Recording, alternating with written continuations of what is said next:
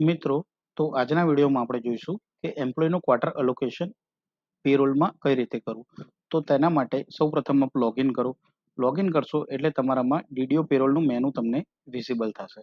DDO પેરોલના મેનુમાં parole મેપિંગની અંદર last menu છે એમ્પ્લોય ક્વાર્ટર અલોકેશન. તેના પર તમે ક્લિક કરો. ક્લિક કરતા જ આ મેનુ ઓપન થઈ જશે.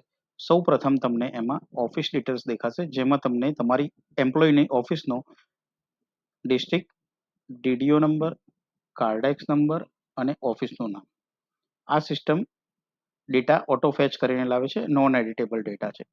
તેના પછી એમ્પ્લોય ડિટેલ્સમાં તમને ફિલ્ટર્સ દેખાશે: employee class, designation, employee number, HRPN number અને એમ્પ્લોય નેમ. આ 4 ફિલ્ટરની મદદથી એ ડેટા ફિલ્ટર કરી શકે છે. કોઈ પણ પર્સનનું આપણે ક્વાર્ટર એડ કરવું હોય તો એચઆરપીએન થી એને સર્ચ કરો. એચઆરપીએન થી તમે સર્ચ કરશો એટલે જેવું સર્ચ ઉપર ક્લિક કરશો એટલે નીચે ગ્રીડમાં ડેટા આવી જશે. ગ્રીડમાં ડેટા આવશે, એના પ્લસ વાળા સિમ્બોલ ઉપર ક્લિક કરો. પ્લસ વાળા સિમ્બોલ પર ક્લિક કરશો તો automatically employee number, employee name, એની કેટેગરી, એમનું ડેઝિગ્નેશન, ક્લાસ, બેઝિક પે અને અલોકેટેડ ટુ આટલો ડેટા સિસ્ટમ ઓટો પોપ્યુલેટ કરીને લાવે છે.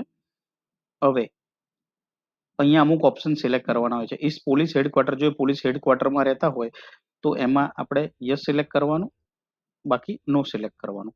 એમ્પ્લોય કેટેગરી, અલગ અલગ ટાઈપની કેટેગરી છે. E1 છે, કે છે, CH છે, CH1 છે. જે પણ કેટેગરીમાં રહેતા હોય કેટેગરી સિલેક્ટ કરો. Quarter type normal, standard, economic ને માર્કેટ.